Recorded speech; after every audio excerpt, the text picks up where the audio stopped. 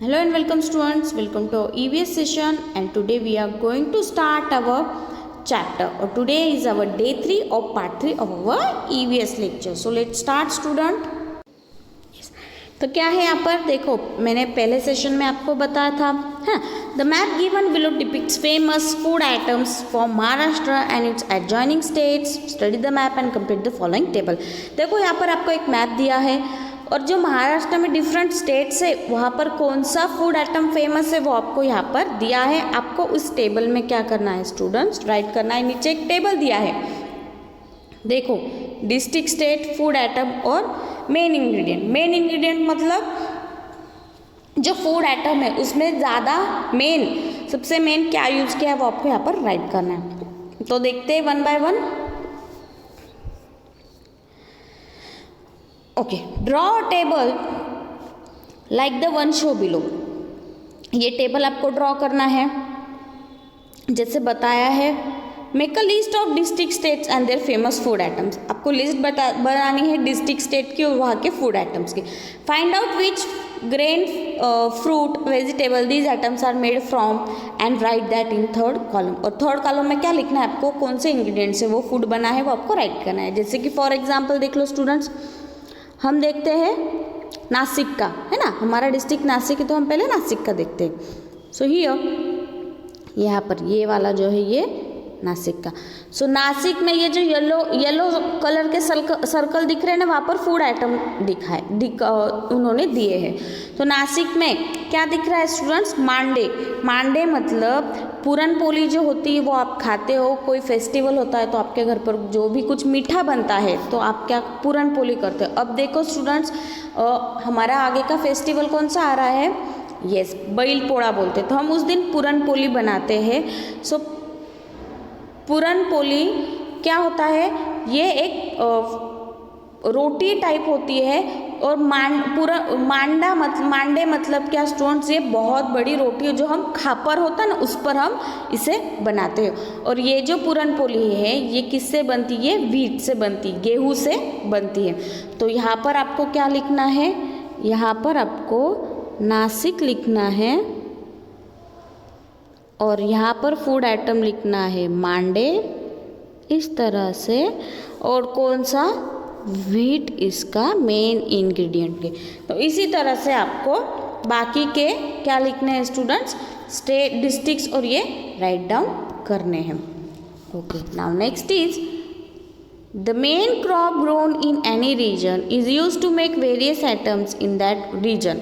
जो main crop grow होता है उस रीजन में, तो वो क्रॉप क्या करते हैं उस रीजन में ज़्यादा से ज़्यादा खाए जाते हैं और डिफरेंट आइटम्स बनाने के लिए वो यूज़ होता है. For example, jowar is grown on a large scale in the plateau region of Maharashtra. Maharashtra के प्लेटू रीजन पर जवार ये क्रॉप बहुत ज़्यादा तरह से ग्रो होता है. ओके, तो उस रीजन में ये इंग्रेडिएंट, इस इंग्रेडिएंट को लेके, जवार को लेके बहुत सारी डिशेस बनती है. कौन सी देखो, हुरडा, लाया, भाकरी, घुगऱ्या, पापड़, सांगे, आंबील, धपाटे, धिंडरे. अब हुरडा मतलब क्या होता है स्टूडेंट, ये जो जवार का ऐसा देखो, जब भी जवार आता है तो उसका ये जो होता है ना, ये ऐसा इस तरह से, ओके देखो इस तरह से होता है. जवार जो होता है उसका ये यहाँ पर छोटे छोटे सीड्स होते हैं, है ना, कनीस आप बोलते हैं. जैसे मक्के का कनीस होता है वैसे ही जवार का भी होता है. तो ये छोटे छोटे सीड्स होते हैं. जब ये फुली ग्रोन नहीं, मतलब थोड़ा सा कच्चा रहता है ना, तो इसे हुरडा बोलते हैं. जब ये थोड़ा ग्रीन कलर का रहता है तो इसे हुरडा बोलते हैं. तो इसे हुरडा बोलते. लाया मतलब पॉपकॉर्न होता है, जवार के भी पॉपकॉर्न होते हैं. Then bhakri, you know very well.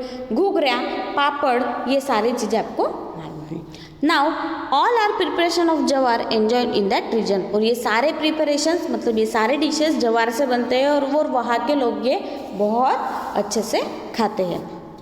Then in Konkan और the coastal region, rice, coconut and coconut oil are widely used. और कोकन में जो कोस्टल रीजन है वहाँ पर ज़्यादा से ज़्यादा बारिश होती है, तो बारिश की वजह से राइस जो है वहाँ पर ग्रो होता है, कोकोनट और कोकोनट ऑयल। तो कोकन के लोग जो होते हैं स्टूडेंट्स, तो ज़्यादा से ज़्यादा खाने में कोकोनट ऑयल का यूज़ करते हैं। अब हम जो है हम घर पर सनफ्लावर ऑयल का यूज़ करते हैं, बराबर, लेकिन कोकन में कोकोनट ज़्यादा होने की वजह से वो कोकोनट ऑयल खाने में यूज़ करते हैं। इन central Maharashtra jowar, bajra, groundnut, soybean, sesame, mustard are more commonly used. और जो सेंट्रल महाराष्ट्र है वहाँ पर ज़्यादा से ज़्यादा जवार, बाजरा, ग्राउंडनट्स मतलब सिंगदाना, सोयाबीन, सीसम मतलब तिल एंड मस्टर्ड मतलब मोहरी, ये सारी चीज़ें कॉमनली यूज्ड होती। Note that this variety in crops is due to the change in climate and soil. ये क्यों है ऐसे वैरायटी, क्रॉप्स में वैरायटी क्यों मिलती है? क्योंकि हर जगह का क्लाइमेट जो होता है ना स्टूडेंट्स, वो अलग अलग होता है, और वहाँ की जो मिट्टी होती है जो क्रॉप को लगती है वो अलग अलग होती है। किस रीजन पर काली मिट्टी होती है, किस रीजन में ब्राउन मिट्टी होती है, और आप अगर कोकन साइड में जाओगे तो आपको वहाँ पर रेड कलर की मिट्टी मिलती है।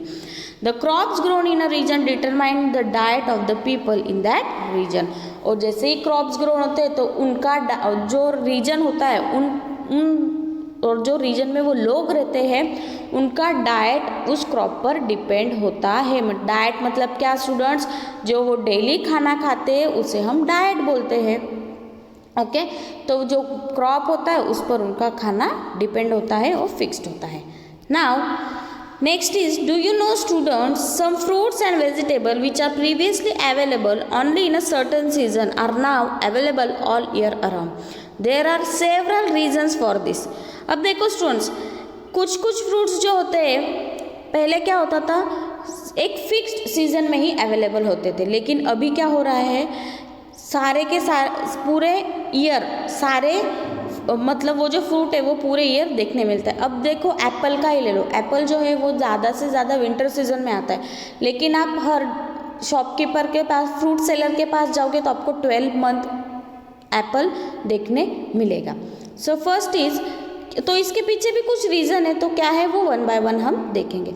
Availability of water through out the year, तो जहाँ पर एप्पल उगते हैं वहाँ पर अभी क्या हो गया है, पूरे साल भर पानी होगा इसलिए वहाँ पे एप्पल उगाते हैं। अवेलेबिलिटी ऑफ इम्प्रूव्ड सीड्स, और ये जो सीड्स है ना, ये जो अच्छे सीड्स है ये 12 महीने अवेलेबल रहते हैं। Importing fruits and vegetables from various parts of the whole world, और इम्पोर्ट पूरे दुनिया में है ना, इम्पोर्ट करना, ये फ्रूट्स का इम्पोर्ट होना मतलब बाहर के देशों से हमारे देश में भी कुछ फ्रूट्स आते हैं, इसीलिए क्या होता है, ये साल भर ये फ्रूट्स हमें अवेलेबल होते हैं। Then fourth is faster transport facility. अभी के ज़माने में जो ये ट्रांसपोर्ट फैसिलिटी है ये बहुत फास्ट हो चुकी है, इसलिए हमें कुछ जो फॉरेन के फ्रूट्स है वो अभी हमें साल भर मिलते हैं। अब जैसे कि आप बाज़ार में जाओगे तो ड्रैगन फ्रूट देखने मिल रहा है स्टूडेंट्स, तो ये ड्रैगन फ्रूट हमारे यहाँ पर नहीं आता है, तो ये ड्रैगन फ्रूट इम्पोर्टेड होता है बाहर के देशों से, ये हमारे देश में आता है। Next is use your brain power. Suppose you are not able to get food items made from jowar, bajra, wheat, rice and corns.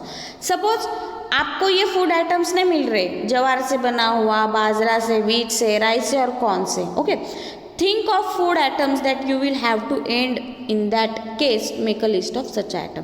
तो ये चीज़ों को छोड़ के आप क्या क्या खा सकते हो ये आपको लिस्ट में लिखना है। ओके स्टूडेंट्स, सो हियर हमारा चैप्टर ख़त्म हो चुका है, लेकिन आपको ऑलवेज मतलब ध्यान में रखना है, always remember that regions climate, soil, water and people's need determine the crops that are grown in that region and also their staple food.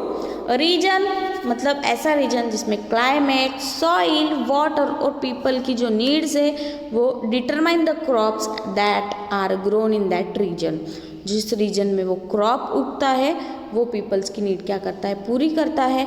Then and also their staple food, और उस reason का वो staple food बन जाता है वो crop. सो हमारा lesson ख़त्म हो चुका है स्टूडेंट्स, बट हमने इस लेसन में क्या क्या देखा वो देखेंगे। डाइवर्सिटी इन फूड, डाइवर्सिटी मतलब डिफरेंट फूड आइटम्स के डिफरेंट हमने फूड आइटम्स इस लेसन में स्टडी किए। The next is the food items vary according to the region. जैसे जैसे रीजन है वैसे वैसे फूड्स भी है, तो जैसे रीजन्स बदलते हैं उस रीजन का स्टेपल फूड भी क्या होता है, चेंज होता है। The availability of grain fruits and vegetable depends on the season. और जो अवेलेबल होते हैं फ्रूट्स बाजार में ज़्यादा से ज़्यादा वो किस पर डिपेंड होते हैं, सीजन पर डिपेंड होते हैं। Then last is the various food items in Maharashtra and the neighbouring states. और वेरियस डिफरेंट महाराष्ट्र स्टेट में और महाराष्ट्र के जो नेबर मतलब बाजू के स्टेट्स में बहुत सारे डिफरेंट टाइप्स के फूड्स अवेलेबल है। So students, today we are going to end our session here. In next session we will meet with our new lesson. Till then, thank you students.